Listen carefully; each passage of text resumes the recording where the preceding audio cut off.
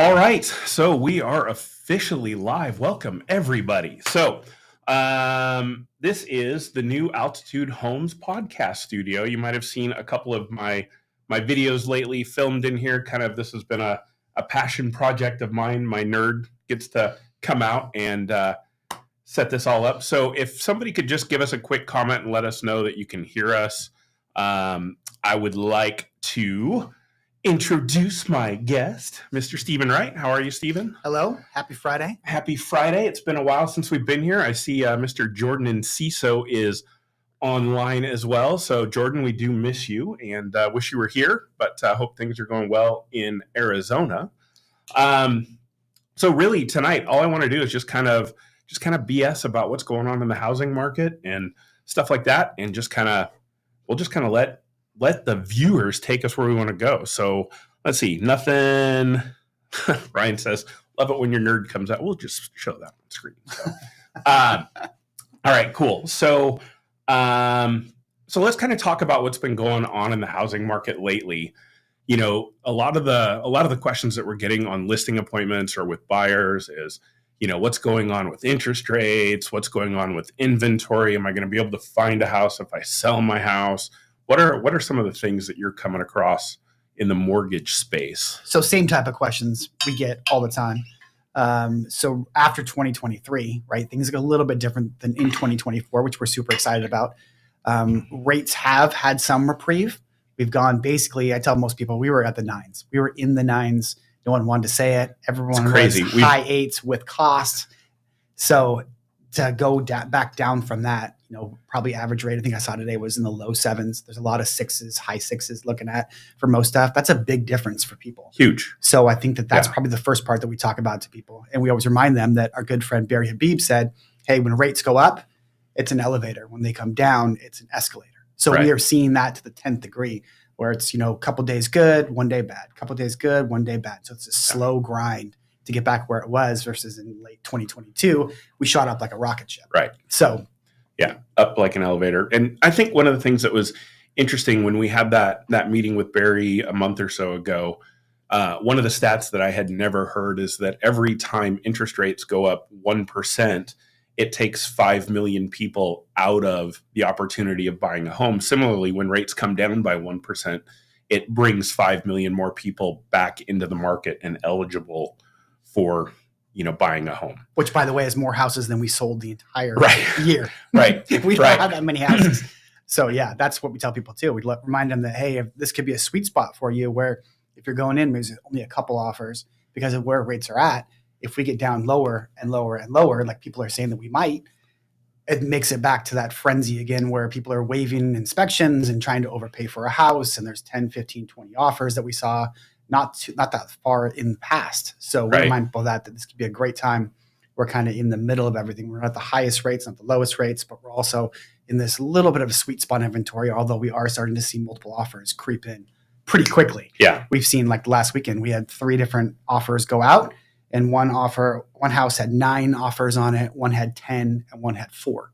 It's crazy. So it can change pretty quickly. Yeah, somebody said in a meeting this week that they had heard about a house that had 27 offers. I haven't seen that probably since 2019, 2020. Yeah.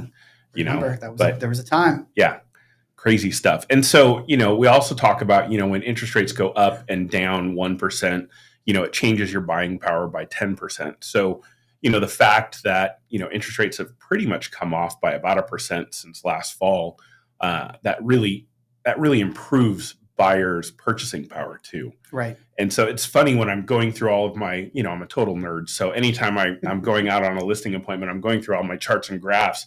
Like I can point to specific points like, you know, average list to sales price ratio or days on market. It's like, oh, that's when interest rates went up, and oh, there's where interest rates went down, right? So as those interest rates go up, you start seeing days on market go up, and as the interest rates come down, you see list to sales price ratio go up, right? Yeah. So because you just start seeing more and more people come into and go out of the market, you know, solely based on what interest rates are doing. Right. And we're going to talk a little bit tonight too about rate lock, right? So you want to give somebody an idea of like what is this rate lock that we keep hearing about? So I think it's similar to like the locked in, locked out effect. So Wall Street Journal had a great article on it that actually shot a quick video, and then our good friends at the RE Source did a full 5-7 minute video, whatever they did on it. So basically, and this is probably a lot of people we're talking to right now, right? They're sitting at their house right now, and their rate's 2.5%. Well, they could have outgrown that house or been over that house, or they hate the neighbors or whatever the situation is. But that interest rate is going to keep them locked in a place where they aren't looking for something else. They're not looking for the perfect Rambler since the kids are gone, or the extra bedroom because they had a new baby. Because that house payment and subjectively, that rate is so fantastic, it locks people into place. Right. So as we see that come down, we see that effect loosen up on a lot more people. It's, hey, I know I'm at 3, and now I'm going to be at 6, but I really need to do this because, and we see people start to, get that lock-in effect is starting to fall off for some people, and it starts to bring people back into the market where you see names all of a sudden pop up and you're like, man, I haven't talked to you guys in 2 or 3 years. What's going on? And they're like, it's time. Yeah. Let's go. We can stomach it now. Let's go. Yeah. And, I went on 3 listing appointments this last week, and out of the 3, 2 of them are actually getting divorced. Sad time. Yeah. Right. But we still do have those situations where, life happens, right? People decide they want to upsize, they want to downsize for whatever reason. They change jobs, they have to move, get divorced, somebody dies. All of those things are still going to fuel our housing market to some degree. Right. But you're right. When you've got folks like my wife and I are, the interest rate on our mortgage was 2.375.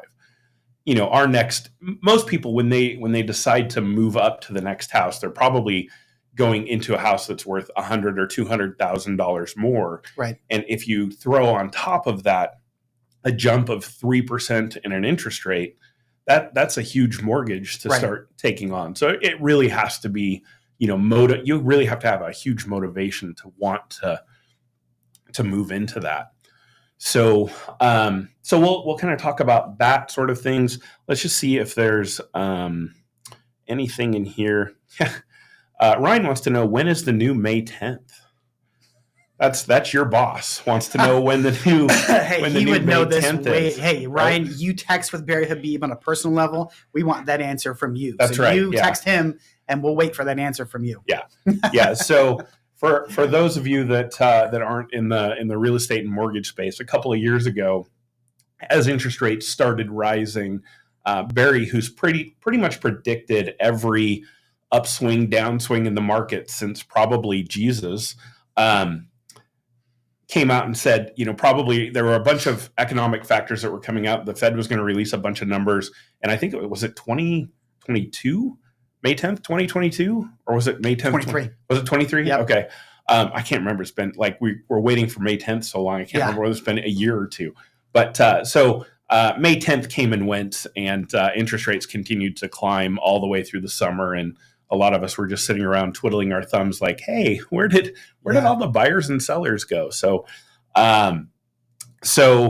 cool. So right now we're dealing with a bunch of low inventory. And so when we talk about inventory, National Association of Realtors would tell us that, anything 3 months or less would be considered a seller's market. And we've been in a seller's market for quite a while. So I'm going to pull some stuff up on screen here. So this is the level up of our live stream now. So I've been nerding out on my ATEM. So we've got 2 cameras on, and now I pulled up a little graph here, and it's single family housing starts. So one of the other factors that's really been leading towards us having this low inventory is that in order to maintain really just inventory levels in the United States, we need to have about 1 million housing starts a year for single family homes. And so when you look at this graph, kind of just before that red box, you see that big peak. That's the run up that we had in like 2001 to 2006. And you can see we're up to almost 1.5 million units at that time. And then when we went through the Great Recession, right, a lot of the builders around here went out of business. So there was a builder that famously flew to his sites in his private helicopter to check out his housing sites. When the market flipped, he had about 200 and some odd foundations poured, and he lost all of those homes. So a lot of and that was a big builder around here. Not to mention, I worked with a ton of small builders that were building, 15, 20 homes a year, and they all went out of business. And even some of the big builders went out of business or, consolidated. So, anyway, we stopped building 1 million homes a year, and we didn't get back to building 1 million homes a year until about 2020. And so you can see that big trough kind of there in that red box. Those are all the homes that didn't get built for 10 years. So we're just now approaching building 1 million single family homes a year. And we've still got that big backlog that still need to be built out. So, so that's contributing to it. The rate lock that we just talked about is another contributing factor to that. Obviously, high interest rates, right? Mm-hmm. So we kind of have the perfect storm right now, and people are just kind of concerned that we're headed towards another housing crisis. So what would you tell those people? I think that graph, along with probably another few that you have in there, is probably reason number, fill the number, right? 30, 35, 6 of why we don't have the same bubble. Right. And you and I were both around during that time, and it was just a much different time. It was, everything about it looked different. Yes, there are some similarities between 2024-ish and that time, but I can tell you, especially from the financing part, if you fogged up a mirror, or if you didn't and someone could help you fog up a mirror, you were getting a loan at that point. We have gone so far back the opposite way from the pendulum swinging from that happening, that unless something major happens like divorce or death or job loss, people make their payments for the most part. Foreclosure activity is very low, or pre-foreclosure activity. As you can see, even though we are doing our million we're supposed to, we had a long run there where there wasn't. Right. So just a significantly different time than it was back then. Yeah. And so this graph just kind of shows existing home inventory and new home inventory. And you can see, over the last few years, existing home inventory has been coming down. New home inventory has been coming up slightly. But, just overall, just looking at that existing home inventory, that talks to that rate lock, that we've been talking about. Mm-hmm. People don't want to leave that 2 or 3% interest rate for that, for that 6.5%, 7% interest rate. What's a balanced market? Because would you say we're average? Yeah. So 3 and under is considered a seller's market. 3 to 6 months is considered a balanced market. And then anything over 6 months is considered a buyer's market. I haven't seen a buyer's market since 2012. Wow. So, and kind of some of the definitions are changing. If you talk to Gary Keller, he'll tell you, 3 months is a balanced market. So it depends on, who's your source. Right. And that basically says that if you don't have new inventory at the rate we're selling at, what is it? That they're all gone at that point? Right. Yeah. Okay. So the way to think about months of inventory is, if no new homes came on the market in that amount of time, we'd be out of homes to sell. So at one of the listings that I went on, so I start off, kind of giving everybody an overview of the county that they're in, right, and then a subsection of the county, and then their area, and then homes like their area. And so when we got down to the graph about homes at their area, it was 0.3 months worth of inventory. Wow. So in other words, they have a very desirable home in that area. So what, the way I explained it to them is, if no new homes come on the market, we'll be out of homes like yours to sell in a week. Right. So what they say to that? They're just, obviously wow. It makes sellers happy because they get to see that I have something desirable. I'm not going to have to compete against a bunch of other people. Right. So this other graph is what we're using to try and make up for that lack of single family housing. I don't know if anybody lives anywhere in Pierce County right now, about the only thing that you see being built are giant apartment complexes. Crazy. Everywhere. we live in Sunrise, and I think in the last 2 years there have been 3 or 4 multiple hundreds of units, apartment complexes built on this one corner of 122nd and Sunrise Boulevard. Crazy. And they just keep building. So, if you're renting or if you own a home right now, that prices for everything are going up. Rent is certainly going up faster than your mortgage. If you're already locked into a mortgage, the only thing that's been going up are maybe your insurance payments and your property taxes, but your mortgage payment is locked in for 15 or 30 years, whatever you chose to lock it in at. So let's see if we've got any. We also shot down. Did you see they tried to push a 3% property tax Yes. bill that was shot down? Thank goodness. Yeah. That'd have been crazy. Thank you, Realtors Association. Yeah, exactly. So absolutely. Yep. So for all of you realtors that are out there watching that are considering, leaving the National Association of Realtors due to recent events, think again.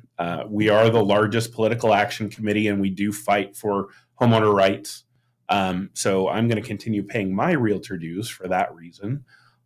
So for those of you that didn't know, our lovely state of Washington was trying to introduce a 3% sales tax on homes. And so imagine what that does to the housing market, when you're selling a $500,000 home and, here's another 15 grand to the state of Washington, right? Right. So that's going to slow things down a little bit. So the Realtor Association jumped in, got their political action committee together and quashed that. So, write your representative. Big win. Yeah. So let's see, what do we got coming up next? Okay, so here's our mortgage and our Fed funds rate. So can you talk maybe a little bit about the interplay between these two things here? Sure. So basically it's saying we've likely peaked, and you and I were talking a little bit earlier about have we, and the Fed's now threatening to raise rates again. Yeah, so speaking of Ryan, he had a theory that we don't like to talk about on air because it's going to be the opposite. But yeah, it's basically nobody's watching this, so nobody's going to hear it.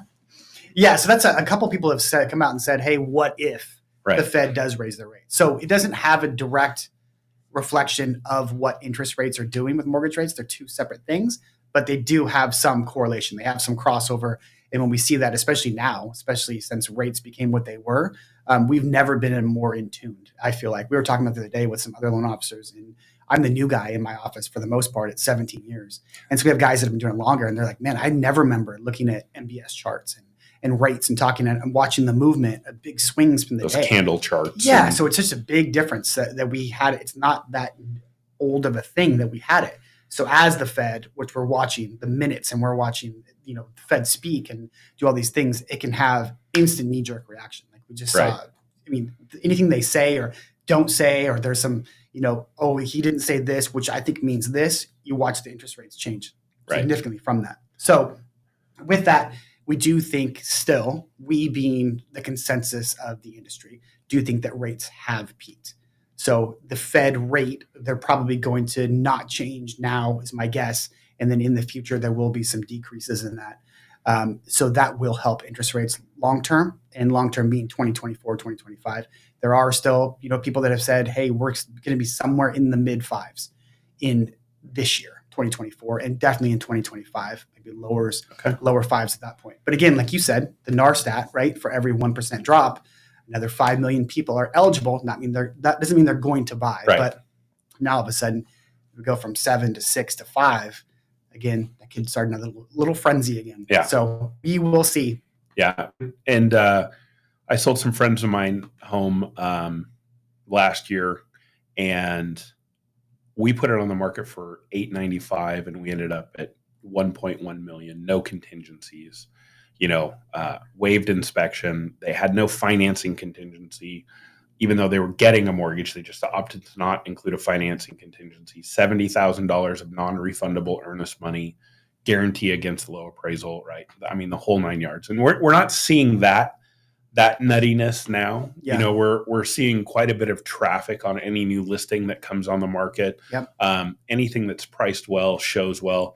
Usually within about a week, maybe a week and a half, we're getting an offer.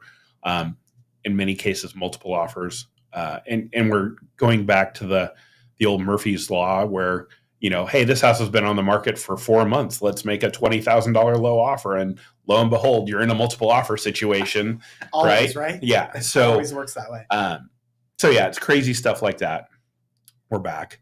And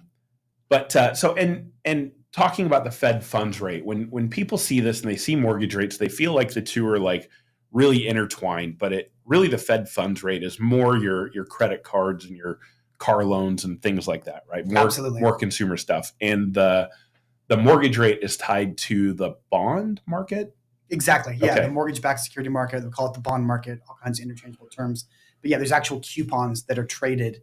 Not to get too nerdy, we can, but we're not going to on that. But yeah, it's a live market. So the Fed's sitting there with the Sunday paper, cutting out cutting coupons. Stuff out, exactly. Okay, got it. That's what I'm going to buy. So Right.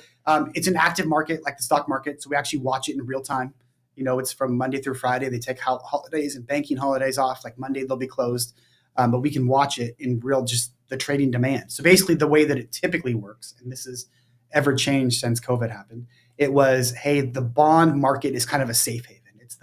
It's the sleeper, right? I'm not going to crush it with this investment, right. But it's a very safe place to put. So when we typically see it, it's going to be, hey, if there's some threat of war or some type of thing going on in the world, the stock market, which usually is the big winner, right? Big winner, big loser. People will pull money out of that and say, hey, we're going to park it for a little bit as a safe haven in the bond market. So Gotcha. The bond market is an active trading market, but again, has very low yields compared to what you could hit home run wise, like with say a NVIDIA. You're never going to have that type of NVIDIA return right. in a 5.5% coupon right. in the bond market. No GameStop. Great right. movie. That was a good movie, by the way. I like that movie. Okay. Let's see what we've got coming up next. So monthly job gains are softening. So is this good news or bad news? So I guess it depends on who we're asking.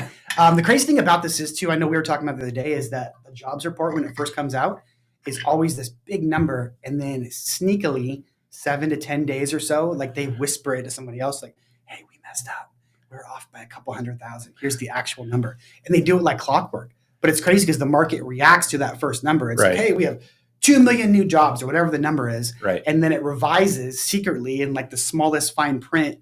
And it's significantly different. And so that's kind of the thing that they look at and say, hey, this shows us what's going on in the world, right? This right. is the pulse of what the Fed looks at, or one of the things when they're going to raise or unchange or lower the Fed fund rate, they want to know what's going on in the world.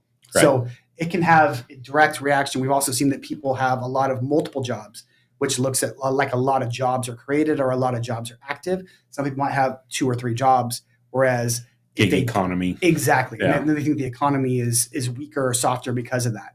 So that's a number that's a huge difference when it comes to mortgage-backed securities, which equals interest rates for us. And it seems weird that when the Fed comes out and says, hey, we added 2 million jobs last month, that's actually bad news, right? Yeah. Because we've got such low unemployment that pretty much everybody that wants to have a job has a job, which means that they have money to spend to drive back into the economy, pushing inflation ever higher. Right. So or at least they're using their credit cards. Yeah. So we've seen that. All 17 of you watching right now, quit your jobs, help the economy. Right. I mean, that's what we need to have happen. So it's funny.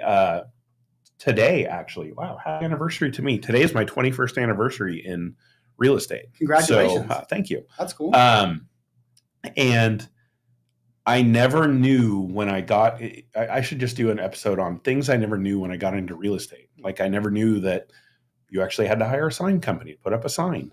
I never knew I'd have to become a mini economist. Right. So I've learned more probably in the last 5 years about, the economy and what drives what. And, our friend Brian LaFlame is like, nerd on steroids with this stuff. Yep.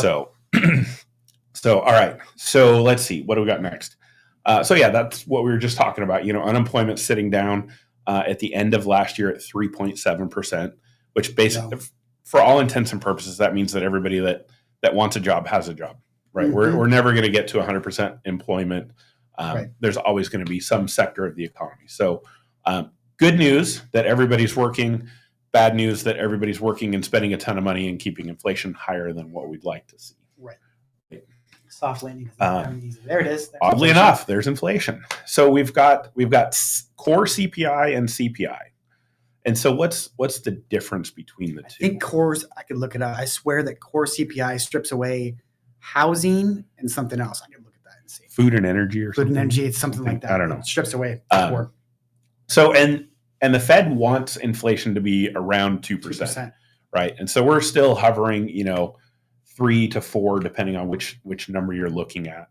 I'm sure Ryan will chime in and tell us what that means. But so obviously, coming down from last year when we were, 9%. Crazy. As painful as these interest rate hikes have been, unfortunately, they're actually working. Yes. Right. Well, at least, on the chart. Yeah. Right? Chart shows that they're working, right? Maybe not as fast as we had hoped that they were working. And the Fed always tends to overcorrect. Correct. So Ryan says, can't wait for Monday's show. We deep dive into inflation and the impact on rates. So nice. After you guys like and subscribe here for us on YouTube, then you should also go over to the Resource TV and like and subscribe there, because if you really want to nerd out on these numbers, that's where you're going to get the deets. Back to inflation. So the only lever that the government really has to control inflation are interest rates, right? Exactly. And so when inflation starts going out of control, we start raising interest rates to cool down the economy, to bring interest rates down. They tend to overcorrect, right? So we're probably heading into a recession, right? And so the technical again, I didn't know I was going to be an economist, but the technical definition of a recession is when GDP is negative for 2 consecutive quarters, right? We actually had that last year. Sure did. But nobody mentioned it. So technically we had a little mini recession last year. So congratulations, everybody. You survived the recession. But we're probably going to see that again this year. And recession is usually pretty good for interest rates, right? Yeah. Yeah, we've definitely seen that before. We can watch that in correlation between the two, and there's some nice drops in mortgage rates. You're absolutely right. Yeah. But yeah, you're right. That's the lever that the Fed has, good, bad, or indifferent, is to do that. And you're right. They tend to swing one way pretty hard with that. Right. But again, if the end result is they want to get to 2%, which is a big difference from 9%, in theory, they look at that chart and they say, hey, we're pretty smart. Everyone pat each other on the back. Right? We did it. Yeah. Yeah. So we're almost there. So Dustin says, if you're a nerd in training, where's the best place to go to get updates on these statistics? How often are they updated?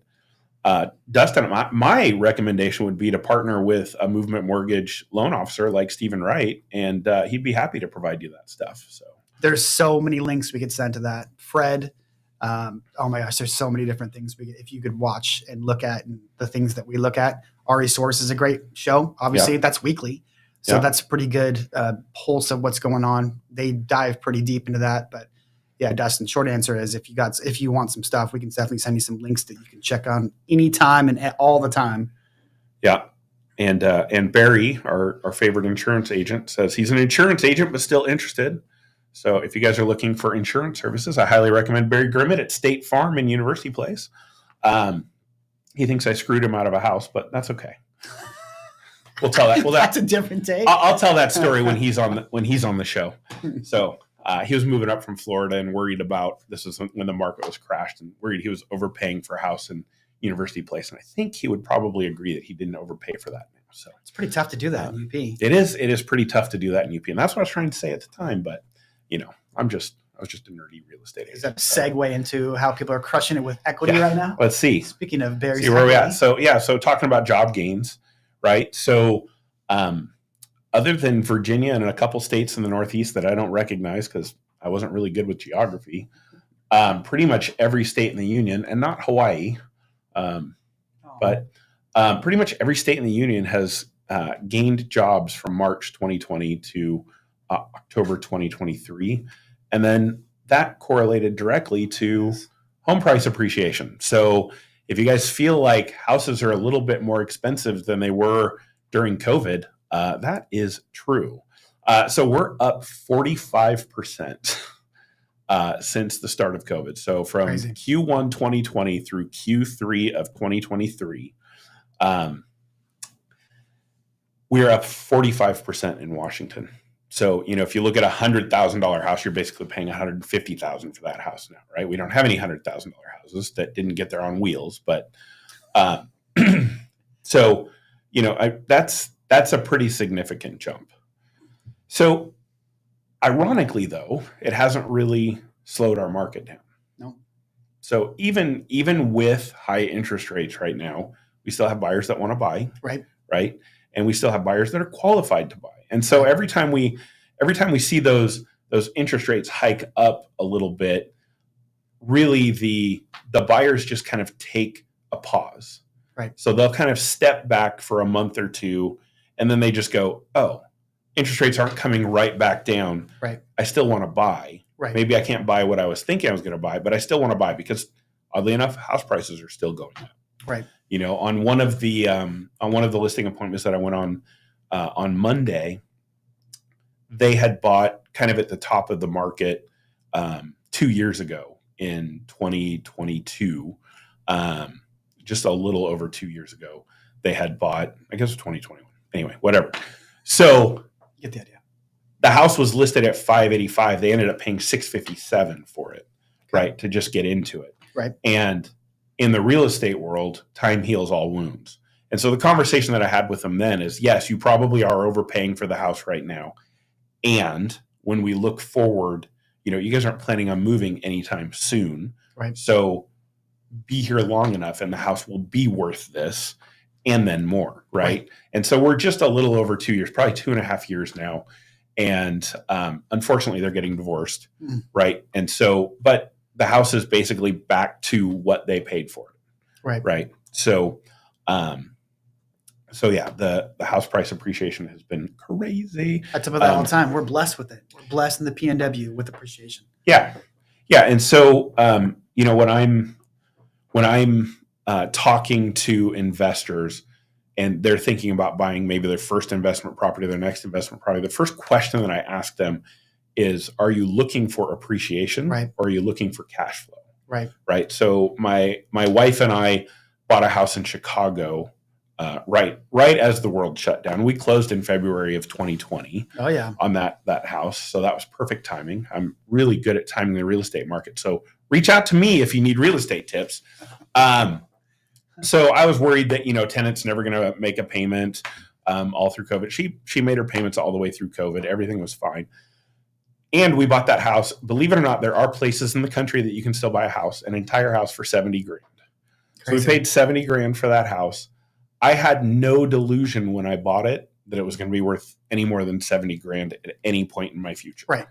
And it rented at the time for $1,200 a month. It's now renting for $1,350 a month.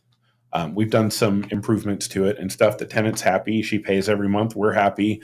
Property manager's happy. Everybody's happy.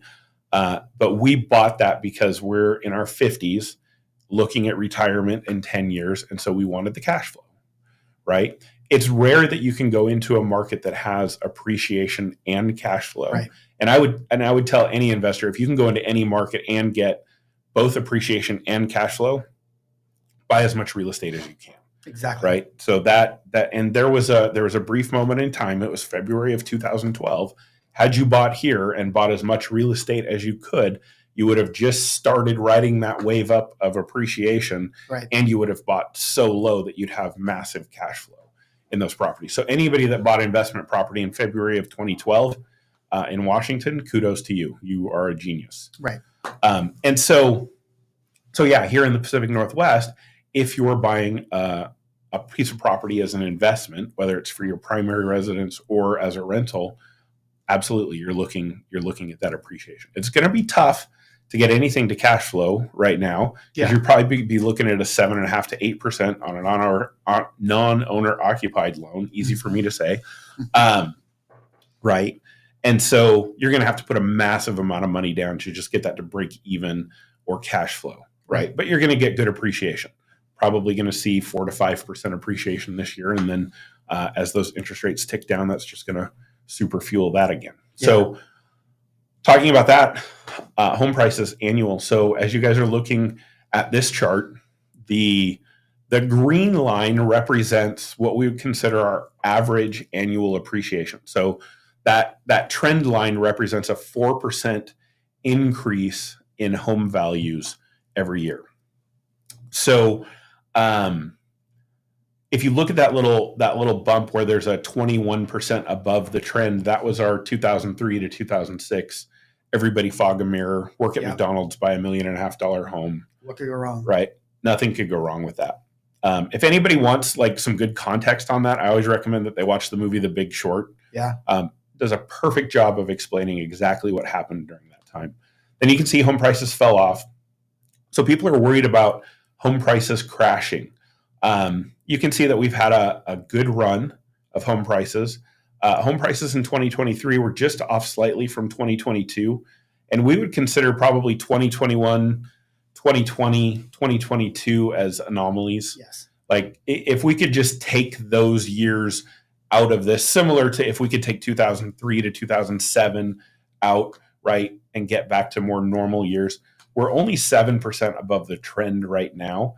And as that trend line continues to go up through 2024, we're probably going to be right back on it. So all of that to say, not really a fear of home prices crashing anytime soon, barring, like a 9/11 event or, some major disaster, war, right, that sort of thing. But our economy is super strong right now. Yep. Right. Our GDP is up, and it was up. We just looked at the chart today, and it's up significantly, for the last couple of quarters. So people are employed, they're spending money. The economy's in great shape. People are making their mortgage payments. I think the last chart that I saw, we're at about 2% right now for default rates. Yep. And, a normal healthy market is 3 to 5%. So we're still well below default rates for a healthy market. So no wage increases. Yep. I just did a video that had, I think it's like 6.8 or 7.8% increase year over year for wages. So the house is getting more expensive, but wages go up at the same time. Well, and I think that's our next chart. Good is it? segue. Perfect. Love it. Edit this. So, so that green line represents 27%. And what that means is that's the ratio of your principal and interest payment to your annual income. So if you look where that big peak is, that was back in the 70s and 80s where people were spending almost 50% of their take-home payment on principal and interest. Then you come through the 90s, and then that next bump where it was 30-something%. My eyes are old, so I can't read it anymore. But that was the 2003 to 2007. And then, we've got that big trough, which is what we've been in. So houses have been super affordable for, the last decade. And it's really only the last year or two that we've crept back up. And we're just sitting at about 29% right now. So just above that trend line. So even though houses are way more expensive, like the first house that I bought in Pierce County was $90,000, right? And I think my mortgage payment was like $800 and some odd dollars. And oh, by the way, that was an 8.5% interest rate, right? So, but all of your wages have gone up as well, right, to kind of make up for that. And we really saw wages get super fueled during COVID too. Everybody's working at home. They're getting all kinds of government stimulus money. They don't have to necessarily work. So employers were doing anything that they could to keep, just the ball moving. Right. So wages went up a lot during that. I don't know what challenge Eric took. I don't know. Maybe he was talking about Ryan, talking about our tech. So let's see. What do we got coming up next? This is the other thing. This is what we were talking about earlier, that rate lock. So 89% of mortgages have rates of 5% or less. That's crazy. And fully a third of homes in the United States are owned outright. Right. So, you take the fact that a third of homes have no mortgage, and then of the homes that have mortgages, 89% of those have rates of 5% or less. That's where we come in with that rate lock, right? Exactly. People aren't wanting to give up that, 2 or 3% rate for a 6% rate. Right. Or they're home free and clear. Right. Which is a big generation. That's what Generation X. Majority of those people, like that's one. Well, I'm Generation X. So you're Generation X. Yeah, maybe baby boomers. Baby boomers. That's what I meant. Yeah. Huge segment of people obviously have very little to very little to none in terms of mortgage balances. Yeah. And also still buy a ton of homes. Right. So that's a big wave of people that are coming. But this looks, since we service our own loans at Movement, we have a tracker of this and it shows it individually. Yeah. And mine looks just like that. I looked at it today and it was like, oh, there's so many people well under 5%. Yeah. So how's your refi business right now? it's still starting to trickle in a little bit. You're right. It's it's the sad part of the divorce. Yeah. We get a call I would say at least once a week. And it's just, hey, it didn't work out. We're moving on. So yeah, those people have to at that point. Don't have to, but they have to. And then a lot of people that, bought when it was high 8s and high 7s, then all of a sudden can save a full % or save 1.25% or something like that. We're starting to have that conversation with people. Yeah. We had a home that closed 4 months ago for a younger buyer. Yep. And he already asked, can I refinance yet? I said, yes. Hold on, buddy.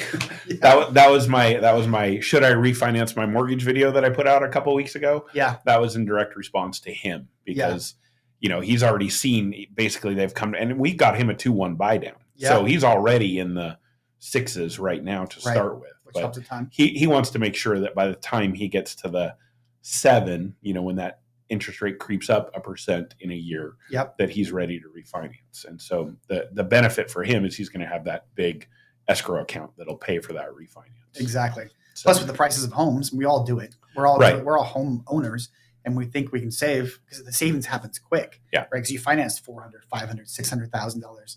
So the swing in interest rates is $200, $300, $400 a month. It makes a big difference to people. Yeah. So I get that. So I have this conversation all the time. It's like, hey, we're not quite there. I promise I'm watching it for you. Reach out anytime. That conversation happens literally daily.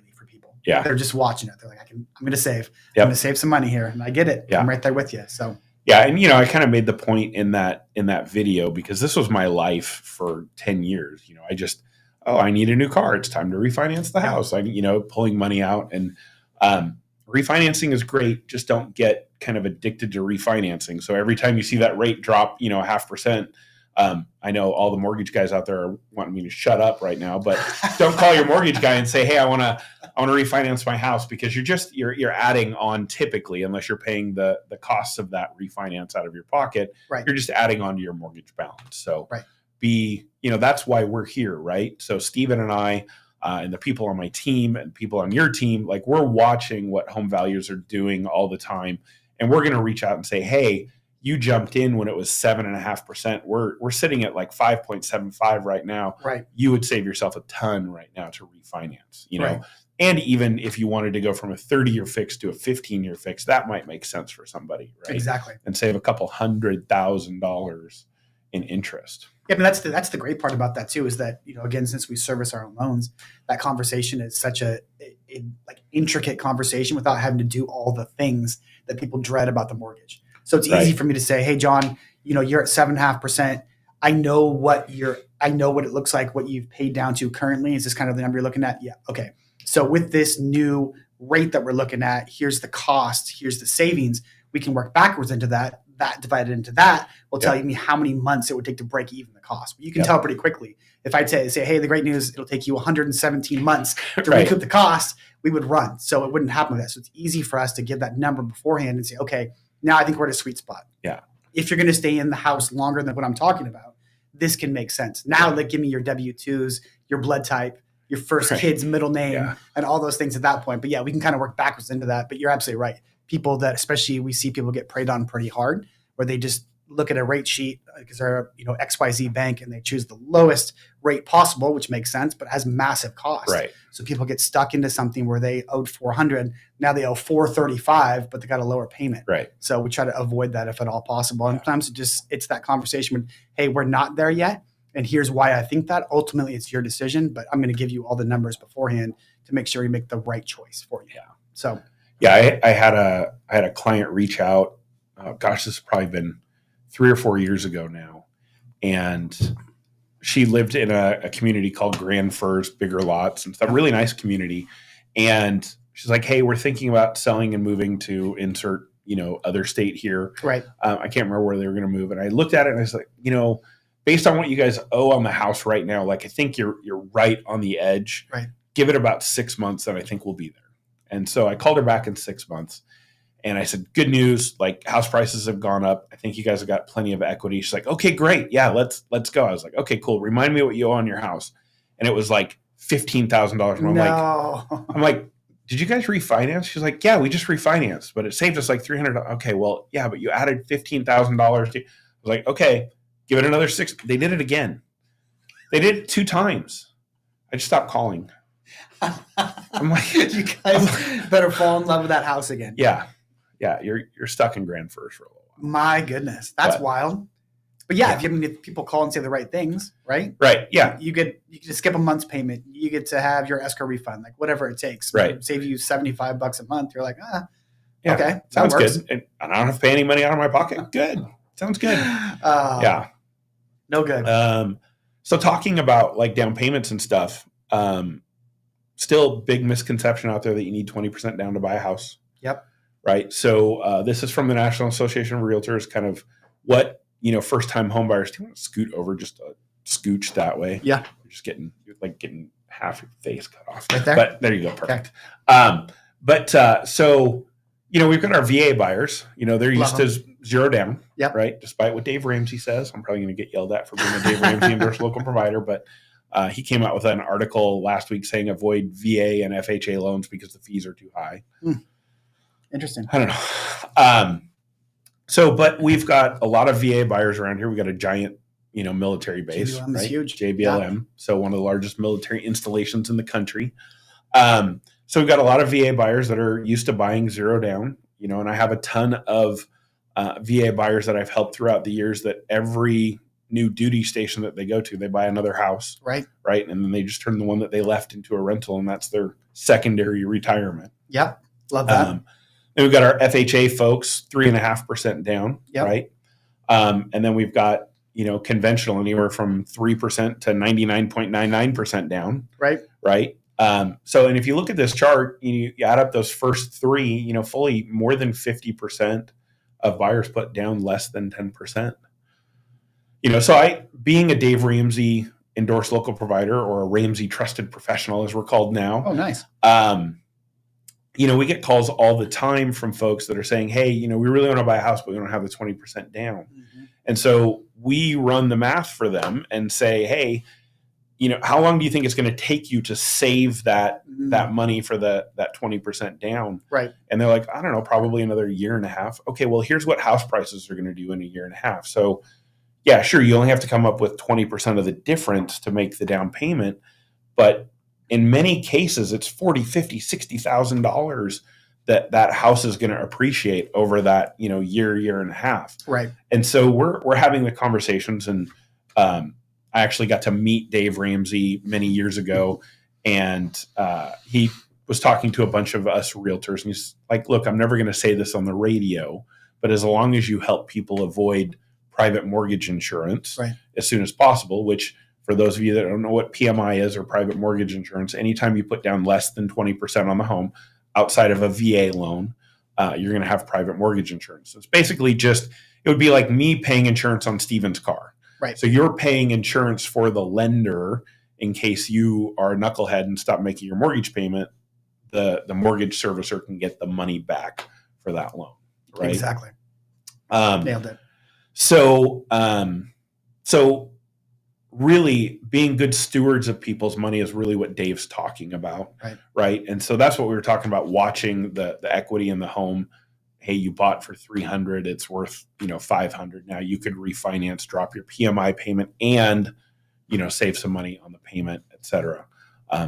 Eliminating that stupid tax. Right. Right. Right. There's ways to avoid that too without 20% down. People think that it's always 20% down. Right. Number. You can get really creative with that. Yeah. You can prepay it, use the seller funds to do it. You can do all kinds of things. But a lot of times with that, especially with the higher credit scores, the closer you get to 20% down, yes, I get it that the money doesn't go to anything beneficial to the buyer themselves. Right. But in some cases, that number can be very small. Like I quoted someone the other day, I think they were doing 15% down, and PMI was like $65 a month. Oh, so again, not always a huge difference. Sometimes, again, they had lower credit scores and less down. It could be a couple $100 a month or more. At that point, it becomes a numbers game. Doesn't make sense. But it's the conversation that we have to have with those guys and say, okay, we get it. If that's what you want to do, ultimately we're here for you, right? 6 days, 6 weeks, 6 years, we'll still be here. Hopefully not too much longer after 6 years. Just kidding. But with that, we have to show them the numbers, right? The cost of waiting is such a big thing, especially since we showed, what was that, 45% appreciation? 45% in like less than 3 years. In less than 3 years. That, again, with the prices of our house, that's a big number. that a lot of people can be kind of life changing in terms of their retirement, the forced savings that happens. So it's important. But yeah, I think that's got to be one of the biggest misconceptions when it comes to people that come talk to us, or in some cases don't talk to us and they just have it in the back of their head that 20% is it. And if you don't have 20%, you can't buy a house. Right. It's crazy how many times people have that misconception, and those numbers show that a lot of people get into houses with way less than 20%. Yeah. And, I mean, this is only our third episode of the Altitude Homes podcast, but the last time we had you on too, we talked about the same thing. So it's just kind of keep trying to get that message out that you don't really need 20% down. Right. Yes, the 100% down option is always a good option, right? Not really realistic for a lot of folks. Exactly. So, and if you don't even have the 3% or the 3.5% down, we also have programs for that too, right? So down payment assistance. We were talking about this morning. Yep. I think that I honestly would probably go on record and probably say we have the most inclusive down payment assistance program of any state out there. If we tell their people, because movements in all 50 states. So when we talk about outside of our Movement Boost program, which is Movement came out and said, hey, we're going to make a down payment assistance program for all 50 states. We look at it, we say ours is better. Whereas a lot of states were like, oh my gosh, that's an amazing product. Right. So when we look at Washington State Housing Finance Commission, or we call it state bond, that is make less than 180 grand a year, buy in the state of Washington, don't have to be a first time home buyer. There's no minimum credit score requirement. So if you qualify for FHA, you're good. There's no maximum debt to income. We follow normal FHA guidelines.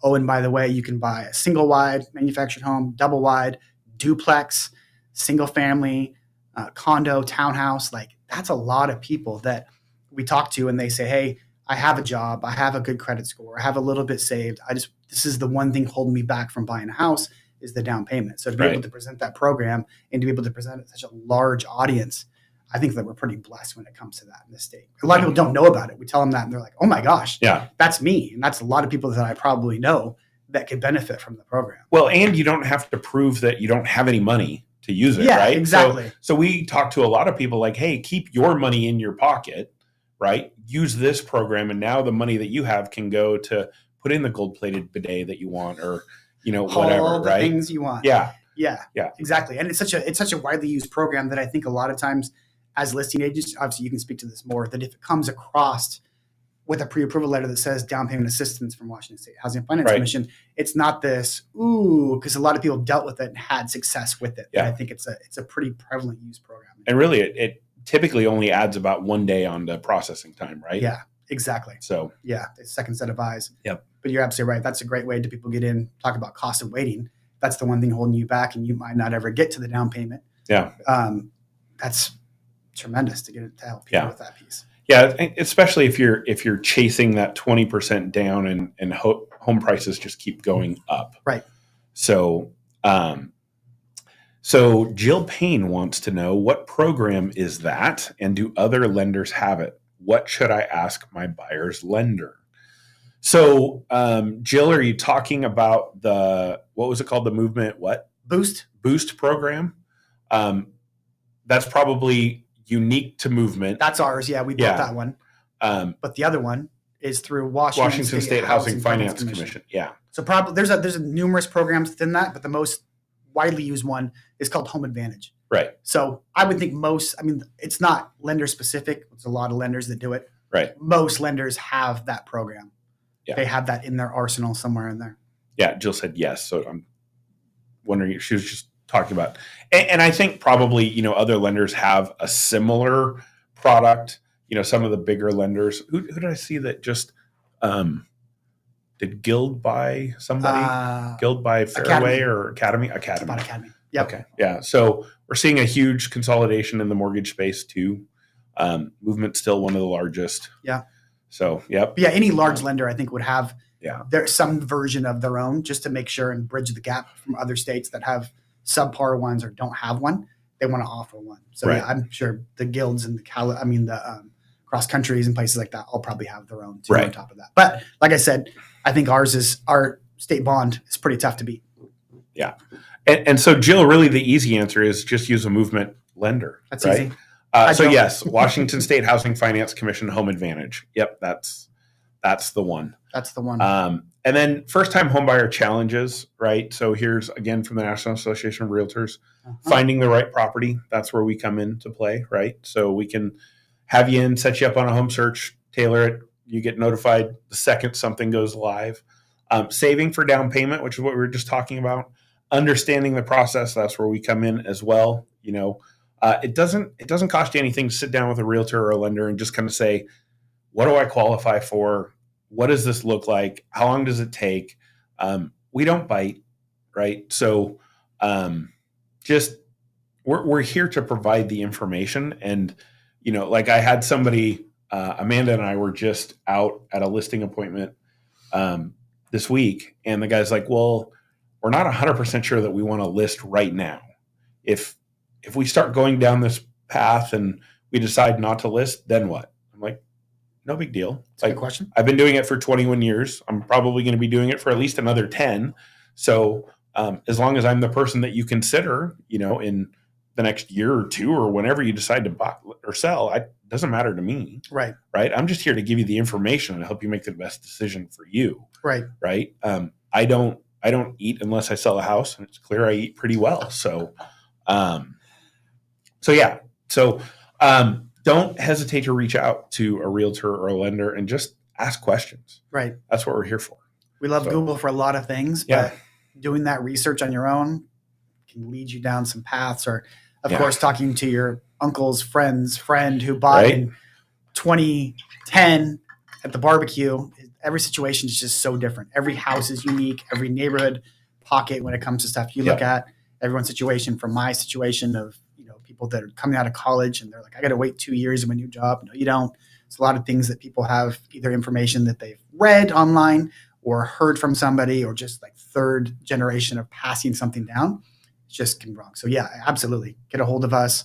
Let us talk about your situation and get you all the correct information about what's going on. Yeah. It'd be like trying to figure out the diagnosis for your brain tumor on WebMD, right? Right. Like, you're going to get some pretty good general information, but if you really want to know how to treat your brain tumor, you should actually talk to a brain surgeon. Just a thought. Just a thought. So yeah, doing the paperwork, again, that's what we do, and getting a mortgage and appraisal. A lot of buyers are confused about what's the difference between an inspection and an appraisal. Huge. Hi, Leah. What I usually tell buyers is that, home inspection is for you to verify that the house functions the way you intend it to, and it gives us the opportunity to ask the seller to make any corrections. The appraisal is really for the lender's benefit, to make sure, again, should you become a knucklehead and decide to not pay the mortgage, that you're not overpaying for the house. And it's a little set of check and balances for us as well, to just make sure that you're not overpaying for the house. They're going to verify that it's worth what you're paying for it. And should they have to foreclose, they can get their money back. Right. So let's see. Any other questions? Jax, we miss you too. See you soon. Yeah. See you in Vegas. We'll be in Vegas next weekend, so hopefully we'll see you there. And then let's see. So I guess this is our last chart. Huge. Just what a way to end it. This is kind of one of those pie in the sky esoteric things. People always talk about net worth, and especially when I'm talking to, people that are in their 20s and 30s, and totally guilty. I was the same way when people would talk to me about, net worth and this and that.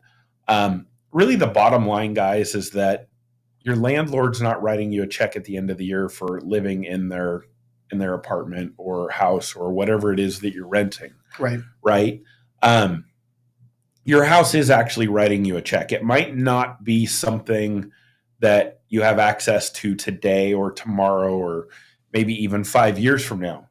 And you do have that option, right? So like my wife and I always carry a home equity line of credit on our house to be able to tap into that equity should we need it for anything. We used it to build, an extension onto our back patio a couple of years ago, paid it off. We used it to buy our rental house in Chicago, paid it off, right? So you do have access to that if you need it. We don't recommend you use it as like an ATM and just go out and, do stupid things with it. be a good steward of your own money. But at the end of the day, if you end up paying off your house, by the time you're 50 or 60 or 70 years old, right now you've got, potentially $1 million sitting there that now you can do things like a reverse mortgage where somebody will actually pay you to live in your house and you can tap into the equity that way. You can take out home equity line. You can sell the house and go live in an apartment then if you want to and just live off the proceeds from your house. So, just looking at the comparison between renters and homeowners in terms of net worth, I mean, it's huge. You get nothing for renting a house from somebody else. And I tell you that as a landlord, right? I want people to rent the houses that I own, and I want everybody to be a homeowner as well. So that's kind of what this is about. Oh, look, my mommy. I'll put her up on there. So she wants everybody to know, loved it, love you. Mm-hmm. Thanks, mommy. So we have my mom watching, so that's great. Yeah. But I mean, that's at the end of the day, that's what this is about, is just being able to get the knowledge out there and help people make informed decisions as to whether or not they want to become homeowners. Right. Right. And we never tell people that, no, you can't be a homeowner. Right. We might tell you can't be right now. Right. Right. So somebody comes in and they've got a really low credit score, they have no down payment, or, they've got collections or things. There might be things that we need to work on. Right. So those are the things that we want to get ahead of.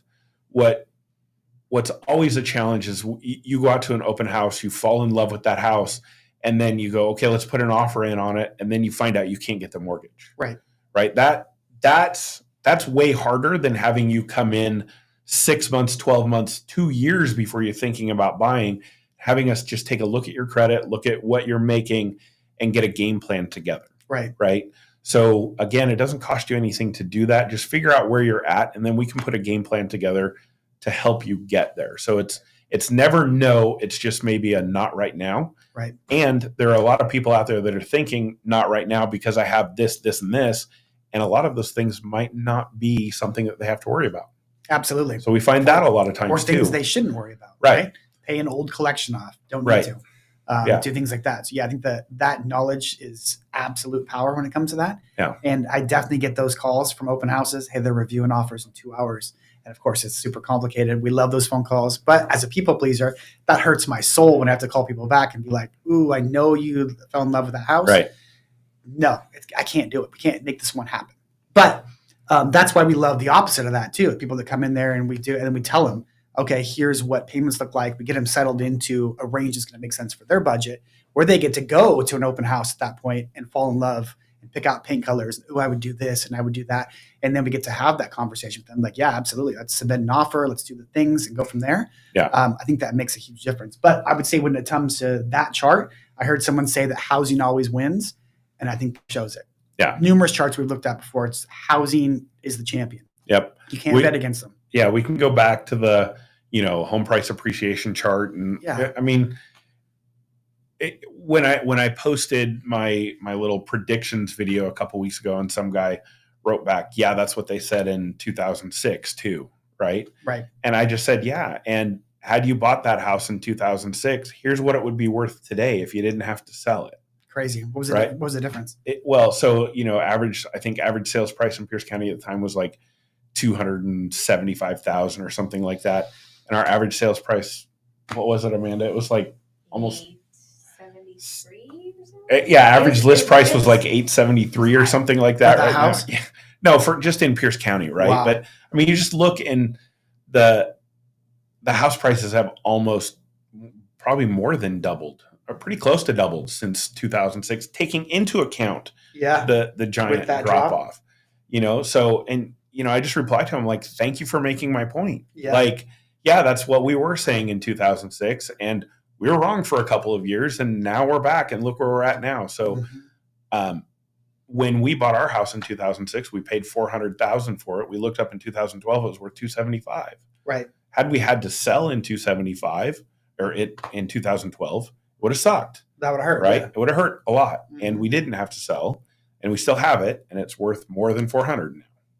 Yeah. Right. Exactly. So, There you go. Um, Housing wins. Let's see. What's my wife say? Hi, Terry. What is the best investment in your home remodeling to get the best recourse? That's a great question. That is a great question. So, National Association of Realtors would tell you spend the money on the kitchens and bathrooms. Makes sense. Yep. So you're going to get about 95% back what you put into those kitchens and bathrooms. And so I have a neighbor down the street that is thinking about selling this spring, and he wanted to put about $65,000 into his house and then sell it. And I just told him, I said, you're not going to get that money back. Is it going to help your house sell faster? Sure. Are you going to get maybe some more money? Sure. You're not going to get the $65,000 Right. back. So if you guys, because they weren't sure if they were going to sell this year or stay for a couple more years, like if you guys are going to be here for 2 or 3 years and that will make you happy and you get to enjoy that for those 2 or 3 years, Do it. by all means do that. And if you're going to sell this spring, let somebody else come in and pick their colors of granite or quartz or whatever they want to do. Yeah. So, I mean, your house was built in 2006 and it looks like 2006 and it's fine. It's a beautiful house. It looks a lot like my house. It's the exact same floor plan, but Like, I know this house. but no, don't. I'm not going to be able to get you the $65,000 that you're going to put into it back. So, so that, my lovely bride, is probably the answer. If we're planning on moving anytime soon, we don't really need to upgrade the kitchens or the bathrooms. But if we're going to be there for a while, we got some stuff that we want to do. Which again is why conversations like that make a huge difference. Right.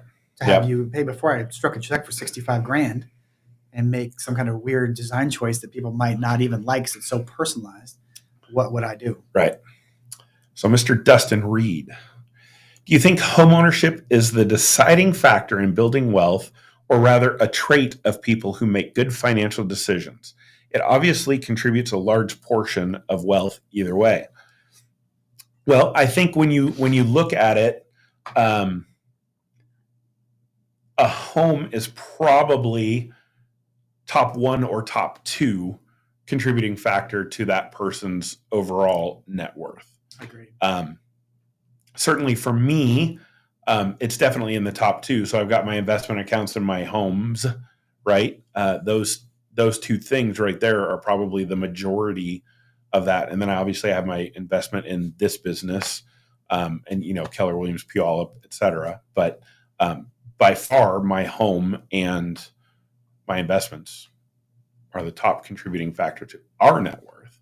Now, that might not be true for everybody, but I think, even when you look at guys like Elon Musk that say, I'm going to live on people's couches and I'm not going to own a house. Right. I guarantee you Elon Musk owns a couple of homes, right? Right. There's some weird asterisk, like I don't own a home, but I own a 148 unit complex, Right. Something like that, Yeah. right? Grant Cardone, same Same thing, thing, exactly. Yeah. I rent a house, okay, but you have Yeah. real estate somewhere. Yeah. So you have other You rent a house and you own apartment complexes and you have investing clubs for real estate and this and that. And it's just, we're going to get clicks because this billionaire says that I don't own a house. Right. Right. Oh, well, I don't own a house either. Now I can become a billionaire. Okay. Well, Yeah. let's look. Yeah. So ask Warren Buffett if he owns any homes. Right. One of the largest real estate portfolios I ever did for a client was actually 2 teachers, husband and wife teachers, and they lived kind of frugally in their actual main house. And I remember, I think it was at the time, last time I looked at it, they had close to like 20 rentals, and more than half of them were already paid off. So they completely changed their life in 100%. terms of mailbox money. And again, just 2 teachers, just unassuming. But then he comes and like, here's my tax returns. And I'm like, man, you guys are both W-2. Why is it so thick? And then you get to the Schedule E and it's all the rentals and it's just bam, bam, bam, bam. So they had just done the thing where it's, they buy a house, they get a little bit of equity, buy the next one, this one pays that, and do the whole. So so it doesn't have to be. A lot of times people think that too, is I can't build a portfolio or build even one house, let alone 2, 3, 4, that they can't picture that part in their mind because they don't have $1 million W-2. Yeah. Or something like that. And I'm like, hey, you guys would be so surprised how many people come across that we see that are not. That's why that game, what is it? The wealth one that we play. Yeah.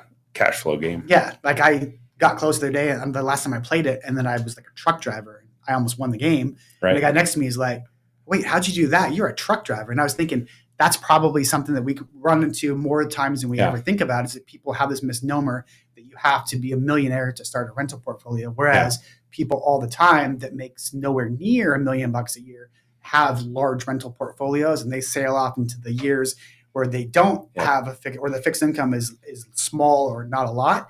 And now all of a sudden their life's completely changed because they get these check sheets a month for the rental, for the rentals.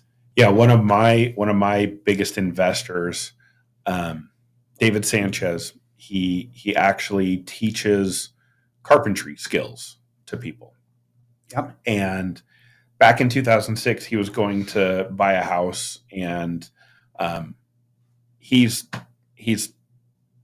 I don't know, he can see the future or something, but he just saw what was going on in the housing market and decided to not buy. He ended up buying a manufactured home in a park for like $15,000. Okay. And so he pays space rent there. He still lives there, to the best of I haven't talked to him in a couple of years, but he was still living there a couple of years ago. Owns that house free and clear. Obviously, he paid cash for it, pays his space rent, and just saved his money from 2006 until I met him probably in 2009, 10, 11, somewhere in there. And there's a particular neighborhood, if you've ever been to the Muckleshoot Casino, if you're facing the Muckleshoot Casino, the neighborhood that's just to the right of that. Yep. That's up. He wanted to buy a house in there because his manufactured home's right across the street from that. Oh, the old Piggly Wiggly. Yeah. And so we started looking around, and I brought him in, and I just kind of did my normal first-time home buyer presentation. And like, you got to have like 3.5% down. He said, well, how much is that? House prices then were like $150,000, right? Remember those times? And so I'm like, yeah, you need about $4,000 or $5,000 down. He's like, I could do that. Like, okay. So we kind of go through the rest of the presentation, and we get to he's like, well, what if I wanted to buy a house and rent it out? I was like, oh, you don't want to live in it? He's like, no, I think I just want to rent it out. I was like, oh, you're probably going to need 20, 25% down then. So well, how much is that? I was like, probably 30 or 40,000. He goes, yeah, I could do that. Like, who am I talking to now? What are we doing? Now this guy pulls in like this beat up Nissan Altima, Classic. Just dusty, Unassuming. dungarees, and, came from Mexico, but just super smart, super nice guy. And so we go out and we start looking at houses and find one he wants to put an offer in on. It's a foreclosure.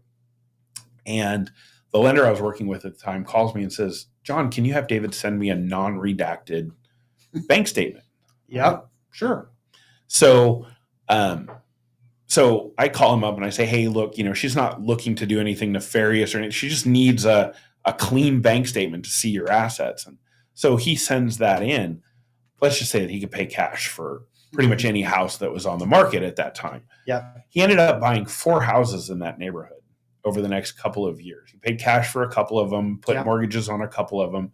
But his plan was he had 2 kids, and he wanted each of his kids to have a house for he and his wife, and then just another one. And he still never moved out of his manufactured home because he was getting such good rent on that. Like, he was basically retired at 40, Crazy. Yeah. And just W-2 employee that just lived below his means. Yeah. Amazing when you don't spend every penny of what you earn, what you can do with that extra. It's a great concept. Right? Mm-hmm. So I don't see any more questions, and we've been going for an hour and 18 minutes. Okay. So unless anybody's got anything else, we would love it. Like, if you happen to be on YouTube or anything like that, I would love it if you would just hit that little thumbs up button to like us, and then subscribe to the channel, and we would certainly appreciate that. So there's our little animation even. But thanks for tuning in, everybody. We appreciate it. And I'm going to try and make this kind of a more regular thing now that I've got my little studio set up. So one of the things that we want to do here is there have been some landlord-tenant law changes. So I want to get an attorney in here to talk about that coming up. Barry, who is on the stream tonight, an insurance agent, want to talk to him. I met with my financial planner earlier today from Edward Jones. So want to get him in here. So just dropping some knowledge, and hope you guys enjoyed it. Thanks for tuning in, and we'll see you next time.